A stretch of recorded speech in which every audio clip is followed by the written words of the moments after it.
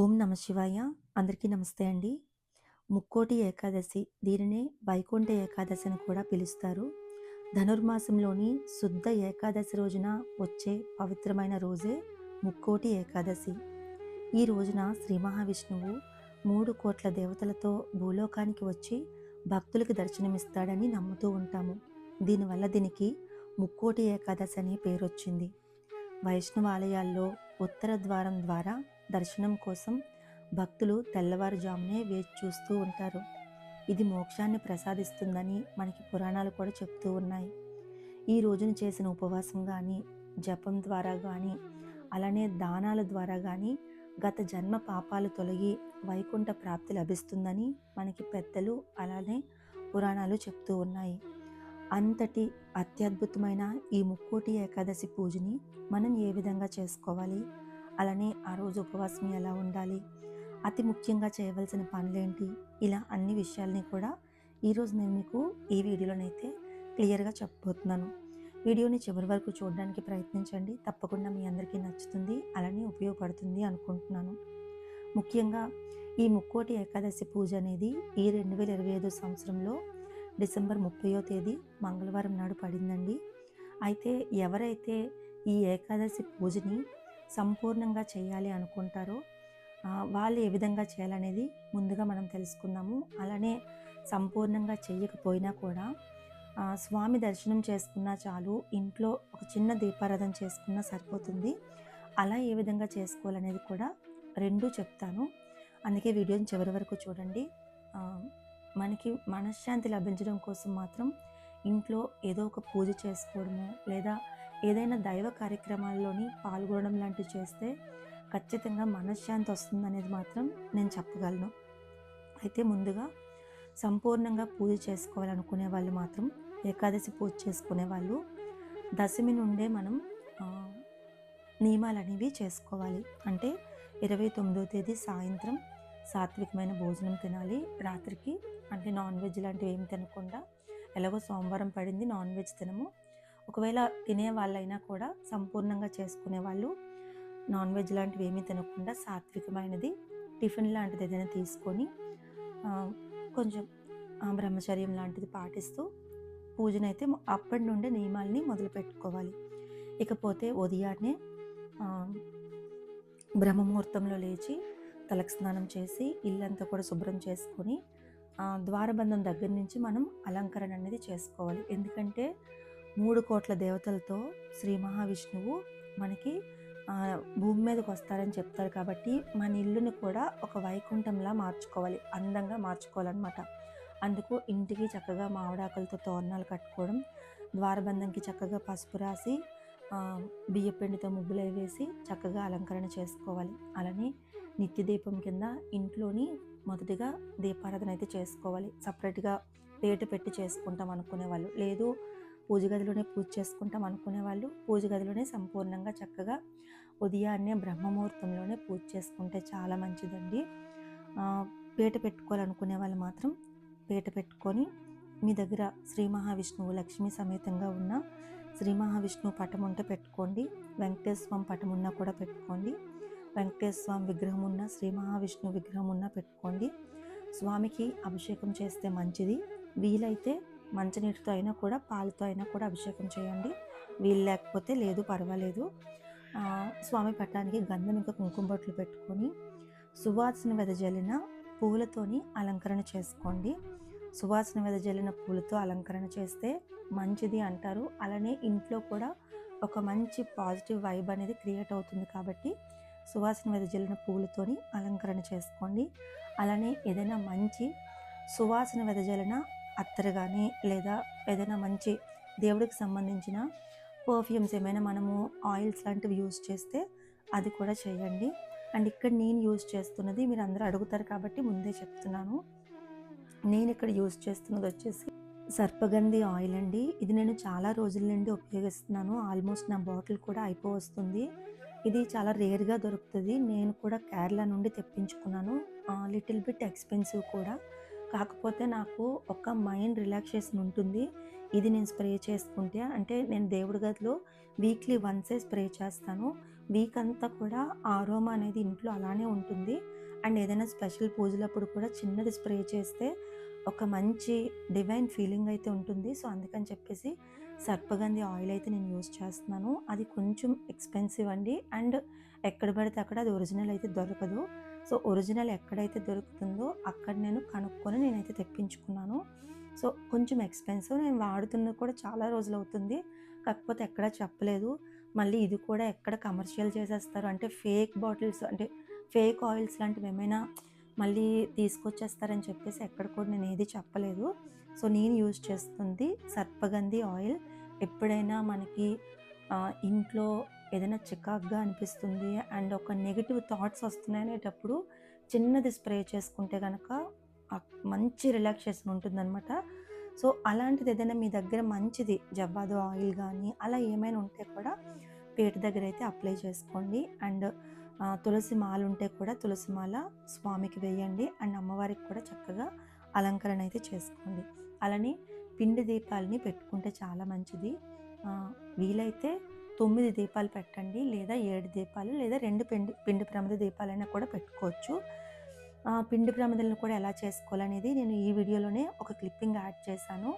ఏం లేదండి, బియ్యపు పిండి తెచ్చుకోవాలి. అందులో కొంచెం బెల్లం కానీ లేదా చిన్న నాటు అరటిపండు కానీ వేసి మిక్స్ చేసి కొంచెం కొంచెంగా పాలను యాడ్ చేసుకుంటూ మిక్స్ చేసుకొని కొంచెం నెయ్యిని కూడా యాడ్ చేస్తే విరిగిపోకుండా చక్కగా పిండి దీపాలు అనేవి రెడీ అయిపోతాయి. సో, వీడియో క్లిప్పింగ్లో చూపించినట్టు మీరు పిండి దీపాలను కూడా రెడీ చేసేసుకొని చక్కగా పిండి దీపాలను కూడా పెట్టుకొని దీపారాధనకైతే సిద్ధం చేసుకోండి. స్వచ్ఛమైన ఆవు నెయ్యి కానీ లేదా స్వచ్ఛమైన నువ్వుల నూనె అంటే గానుగ పట్టించే నూనె ఉంటుంది కదా, సో ఆ ఆయిల్ని వేసుకొని దీపారాధనకు సిద్ధం చేసుకొని 2 ఒత్తులు కలిపి ఒక ఒత్తి కింద చేసి దీపారాధనకైతే పెట్టుకొని దీపారాధన చేసుకోండి.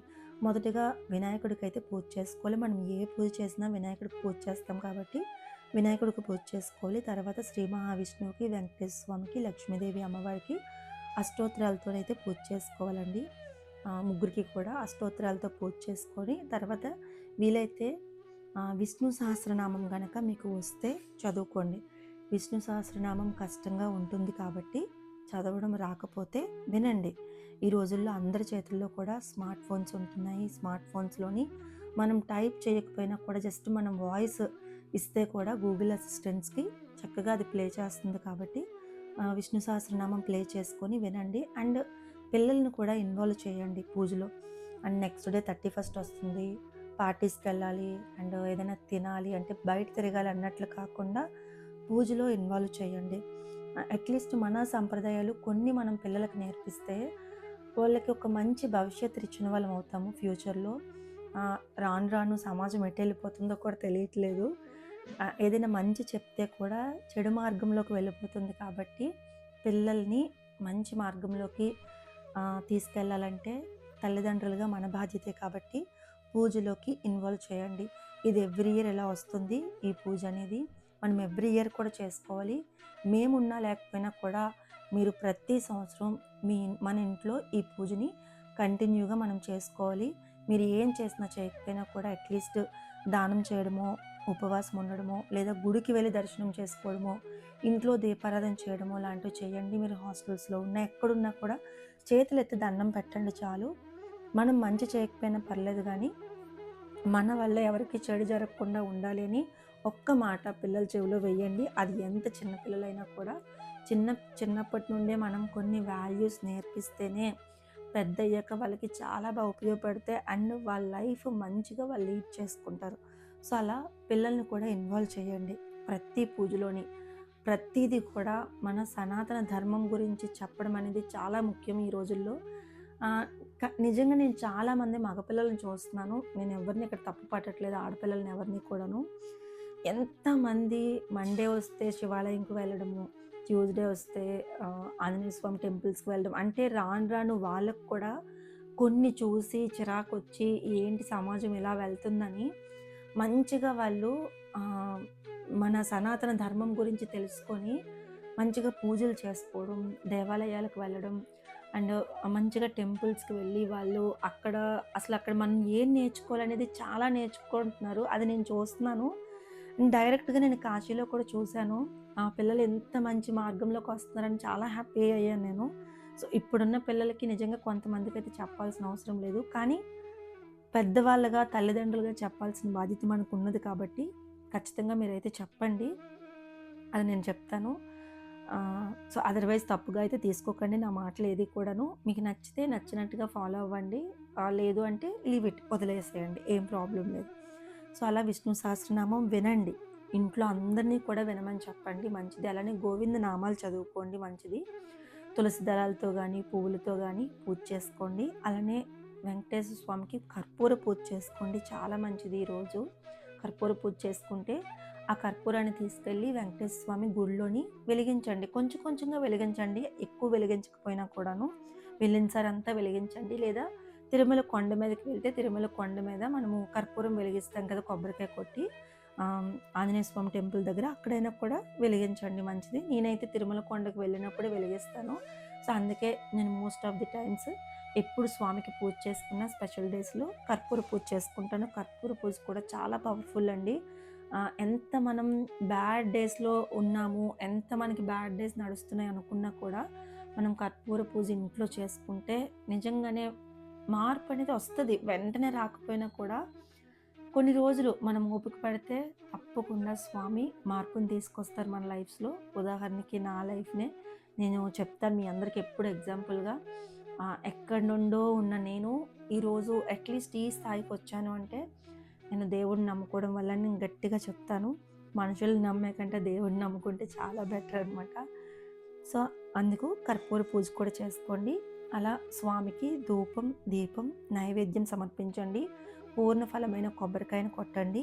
అలానే వడపప్పు పానకం కూడా నైవేద్యంగా పెట్టండి, చాలా మంచిది. అలా పూజంతా చేసుకున్న తర్వాత ఇంట్లో పెద్దవాళ్ళు ఎవరైనా ఉంటే గనక వాళ్ళ ఆశీర్వాదం కూడా తీసుకోండి. పూజంతా చేసేసుకొని హస్బెండ్ ఉంటే హస్బెండ్, లేదా తల్లిదండ్రులు ఉంటే తల్లిదండ్రి, అత్తయ్య, మామయ్య ఉంటే వాళ్ళు. అంతకు మించిన నాకు తెలిసి డైరెక్ట్‌గా దేవుళ్ళు ఎవరు ఉండరు. నా దృష్టిలో అత్తయ్య, మామయ్య, అమ్మ, నాన్న, హస్బెండ్. సో, తీసుకుంటే ఆశీర్వాదం తీసుకుంటే చాలా మంచిది. ఎందుకంటే ఆహ్, ఈ ప్రపంచంలో వీళ్ళ ఐదుగురి కంటే మించి మన మంచి ఎవ్వరూ కోరుకోరు. నాకు తెలిసినంత వరకు మనం ఎంత అనుకున్నా కూడా వీళ్ళ ఐదుగురు నిజంగా మన మంచి కోరుకుంటారు.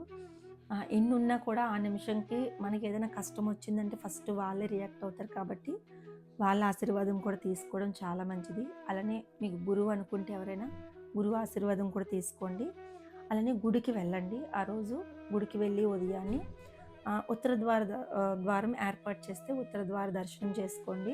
దయచేసి ఒక్కరోజే మనము దర్శనం చేసేసుకుంటే మనకి ఈ వైకుంఠ ప్రాప్తి వచ్చేస్తుంది, లేదా నేను చేసిన పాపాలన్నీ పోతాయి అని మాత్రం దయచేసి అనుకోకండి.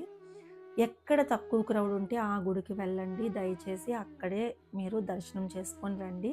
అవ్వకపోతే గుడికి వెళ్ళడం మానేయండి గానీ, ఆహ్, ఎక్కువ క్రౌడ్ ఉన్న దగ్గర మాత్రము దయచేసి వెళ్ళొద్దు. ముఖ్యంగా చేతులు జోడించి నేను నమస్కరించి అడుగుతున్నాను ప్రతి ఒక్కరికి కూడా. పిల్లల్ని మాత్రం దయచేసి తీసుకెళ్ళకండి గుడికి మాత్రం. ఎక్కడ క్రౌడ్ తక్కువుంటదో, మనకి దగ్గర దగ్గర టెంపుల్స్ ఉంటాయి కదా, అక్కడికి మాత్రమే తీసుకెళ్ళండి. దర్శనం చేసుకొని రండి. పొలోమని పడిపోయిన ప్లేసెస్‌కి మాత్రము దయచేసి తీసుకెళ్ళొద్దు. ఇదొకటి చెప్తున్నాను. అండ్ అలాగే ఆ రోజంతా కూడా సాత్వికమైన భోజనం తినండి. జపాలు చేసుకోండి. ఎవ్వరి మీద కూడా తప్పుగా మాట్లాడడం, ఎవరి గురించి వెనకబెట్టి వాళ్ళ గురించి తప్పుగా చెప్పుకోవడం లాంటివి చేయొద్దు. మీరు ఎన్ని పూజలు చేసినా వృధా అలా చెప్పుకుంటే గనక.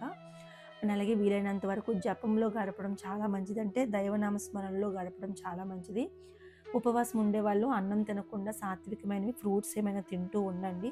అండ్ రాత్రికి కూడా యథావిధిగా పూజ చేసుకొని టిఫిన్ లాంటివి ఏమైనా తీసుకోండి, సరిపోతుంది. ఇవేమి మేము చెయ్యలేము అనుకునే వాళ్ళు దేవుడి దగ్గర ఒక తులసి దళాన్ని సమర్పించి, ఒకే ఒక్క తులసి దళాన్ని సమర్పించి దండం పెట్టుకోండి చాలు. అంతకు మించిన పుణ్యం ఇంకొకటి ఉండదనమాట. ఈ విధంగా ఎంతకి వీలైతే, ఎంత యథాశక్తి ఎంతుంటే అంత వీలైతే అంత పూజ చేసుకోండి. చాలా మంచిది. అలానే గోసేవ చేసుకుంటే కూడా ఈరోజు చాలా మంచిదండి. వీలైతే గోవుకి ఏదైనా గడ్డి నిమిత్తం, వాటికి ఏదైనా దానా నిమిత్తం ఎంతో కొంత ఒక రూ. 100, రూ. 50 కూడా దానం చేయండి. అన్ని దానాల కంటే మాత్రం చాలా మంచిది. అలానే వీలైతే ఎవరికైనా పిల్లలకి కొంచెం వాళ్ళు చదువుకొని బాగా చదువుకుంటూ వాళ్ళకి ఫైనాన్షియల్‌గా కొంచెం ప్రాబ్లమ్ అవుతుంది అనుకునే వాళ్ళకి ఎంతో కొంత హెల్ప్ చేయండి. వాళ్ళకి బుక్స్ ఇవ్వడమో లేదా ఇంకొకటో హెల్ప్ చేయండి. అలానే ఈరోజు భగవద్గీత కొనుక్కోండి. చాలా మంచిది ముక్కోటి ఏకాదశి రోజు. అలానే భగవద్గీత ఎవరికైనా గిఫ్ట్‌గా ఇవ్వండి. అది కూడా మంచిది. పేద బ్రాహ్మణునికి ఒక వస్త్రం ఏదైనా ఇవ్వండి దానంగా. అది కూడా చాలా మంచిది. ఈ విధంగా ముక్కోటి ఏకాదశి పూజను చేసుకోండి. ప్రతి ఒక్కరు కూడా మరుసటి రోజు పీటను తీసేసి పిండి దీపాలని అందులో ఉన్న ఒత్తులన్నీ కూడా తీసేసి కొంచెం నలిపి పక్షులకు ఆహారం పెట్టేయండి. లేదా ఆవుకైనా ఆహారం పెట్టేయండి. ఇది వీల్లేదనుకుంటే ఒక పచ్చని చెట్టు కింద వేసేయండి సరిపోతుంది. ఈ విధంగా ముక్కోటి ఏకాదశి పూజనైతే ప్రతి ఒక్కరూ చేసుకొని ఆ స్వామి యొక్క కృపకి అందరూ కూడా పాత్రలవుతారని మనస్ఫూర్తిగా కోరుకుంటున్నాను. మీకు ఇంకా ఏమైనా డౌట్స్ ఉంటే గనక కామెంట్స్‌లో అడగండి లేదా ఇన్‌స్టాగ్రామ్‌లో మెసేజ్ చేయండి. మీకు నేను రిప్లైస్ ఇస్తాను.